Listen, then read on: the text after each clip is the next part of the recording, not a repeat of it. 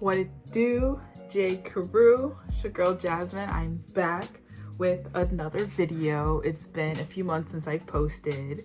I started grad school and it has not been going that well, but we just had midterms, so I wanted to make sure I come on here to let y'all know how the semester is going so far and share some tips with you guys of things that I wish I would have actually taken more serious.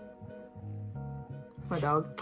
And things I actually think I did okay with that may be useful for you guys. So if you're interested in how my life is going and to hear more about these tips, stay tuned.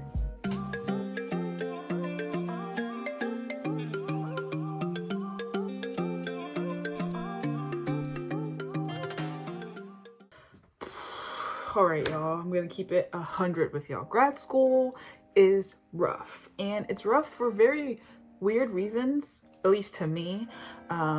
So for those who may not know, I go to grad school at the University of Michigan. It's my first semester. I started like 2 months ago, and since then it's been really crazy. So the first week of classes, I adopted a dog.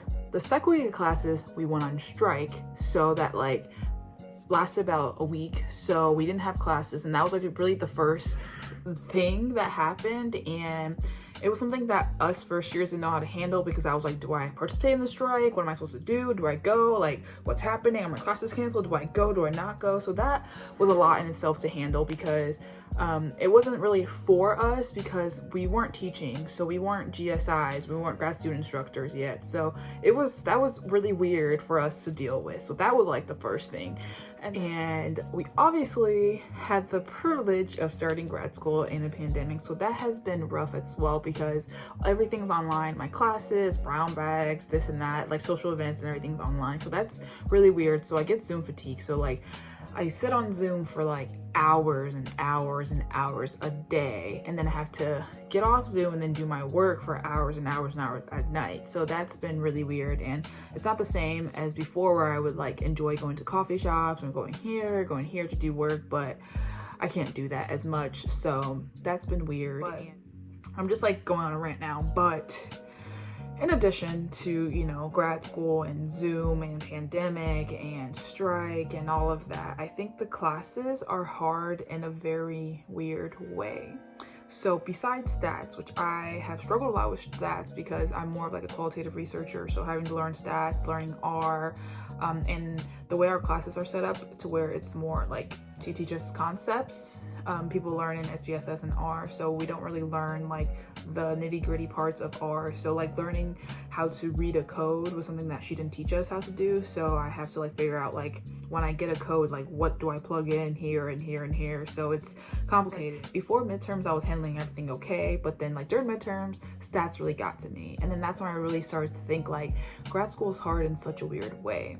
So beyond stats, it's difficult because the classes that I'm taking are like theory classes and like basic classes, but it's not that we have a lot of busy work. It's just that the work that we have requires a lot. Like it requires me to go to like the depth of my brain that has not been unlocked yet, for me to like come up with these questions and to engage in discussion and to present on this and this and this and this, and like kind of really just expand my brain in ways that I've never had to do before. And that also requires a lot of my eyeballs, of my brain, of just like me being conscious and like me having to actually make sure I understand what I'm reading. So yeah, and besides academics, I think for me personally, it has been a bit of a struggle because I'm a very social person, so not having that social connection as easily has been a little bit hard on me. And also like a lot of things have happened with my family, so that's been kind of weird, but luckily my department and my advisors have been really supportive with that.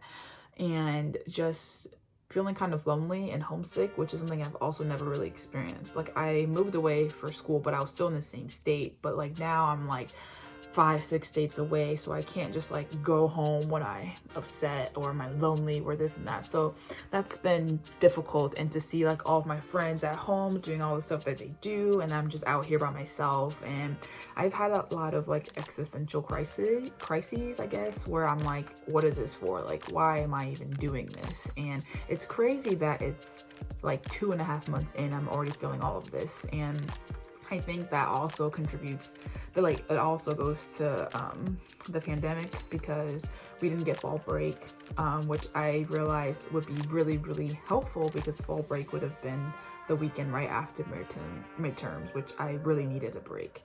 And I think like being kind of in quarantine and moving and all of this other things really exacerbated my emotions, like me feeling lonely, me being upset, me like having like my existential crisis. But I'm lucky in that I had a lot of people that I could talk to about this, and I kind of knew things like this would happen before I got here, so I've kind of prepared for it, but it does not mean it's easy to deal with.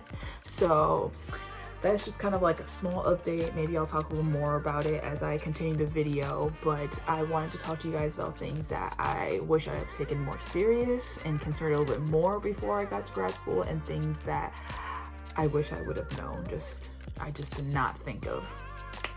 All right, y'all, I'm not gonna lie, your girl cannot budget.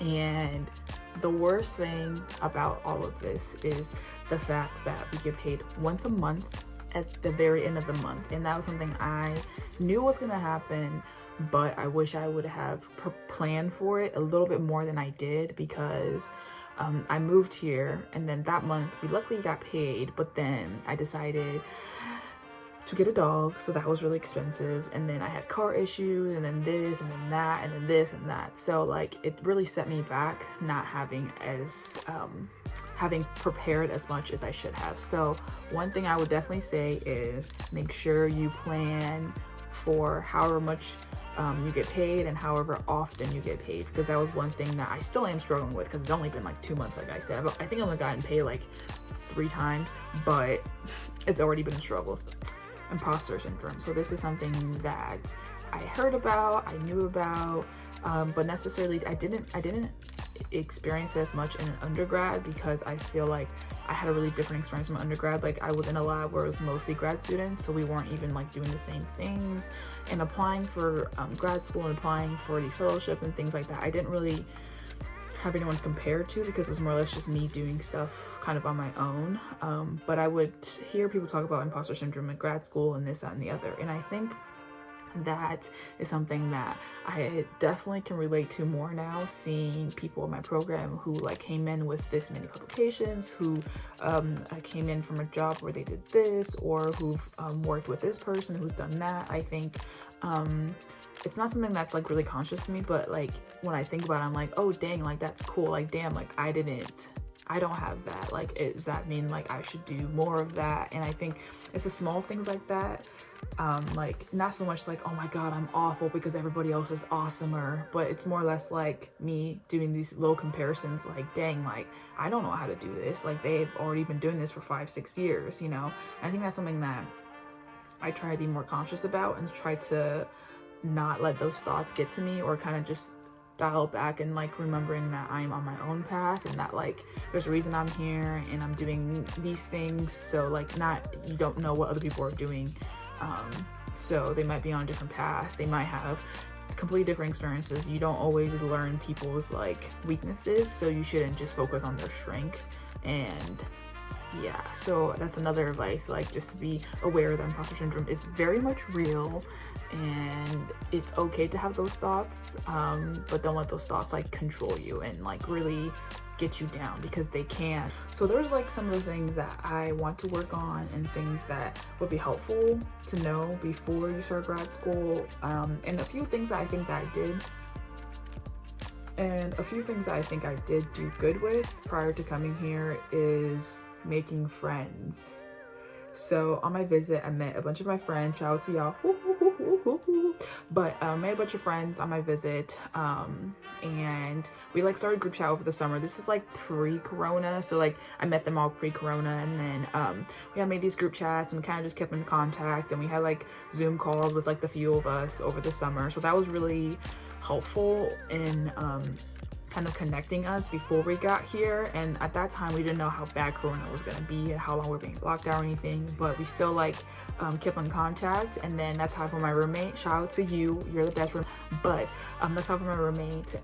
So having that like little circle of people before I got here was really helpful, because once I got here I realized that we all like really only have each other because we're not able to meet other people. So it's been nice to just have friends who are in the program or friends who are in the city that we could do socially distanced events for and with, and just to not feel super lonely, because I couldn't imagine coming to a place like this at a time like this and kind of live by myself or not have that network. And that's the other thing, is not living by myself. I feel like it would be really lonely and kind of scary to come out here and live by myself. So I'm really glad that I have roommates and I have like a little support circle of really amazing people. Yeah. I adopted a puppy. His name is Toby. He's repping.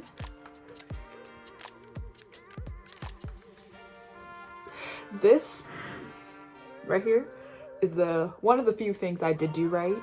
Like the first 3 classes, like I got a dog. Something I'm working towards is kind of really setting a limit, like a work limit for myself. So I haven't really mastered like the whole one day, like all Saturday, all Sunday I do nothing, but I've really tried to be like, okay, like at 9 p.m. that's it, like nothing after that, no reading, nothing school related after that, because I didn't realize why this would be so important. But once I really got started, and it's like there's always something that needs to be done, there's always something I could do, there's always something that I could read, there's always something I could look up for this or for that, and it really gets to you. And like the first few weeks I was like sitting there and then started something on Sunday at like 2 p.m, you know, after I slept in and did that, and then I look, it's like 9:30, and I'm like, where did the time go? I just like get so lost in it because there's always something I need to be doing. But yeah, guys, that is all the tips that I have for you and all of like the rants that I have for you for today. But yeah, I just want to let y'all know that your girl is not doing that great,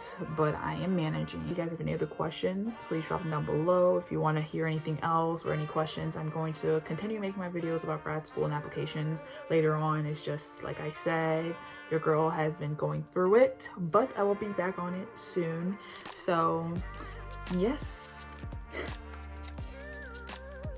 I'll see you next time on Life with Jay.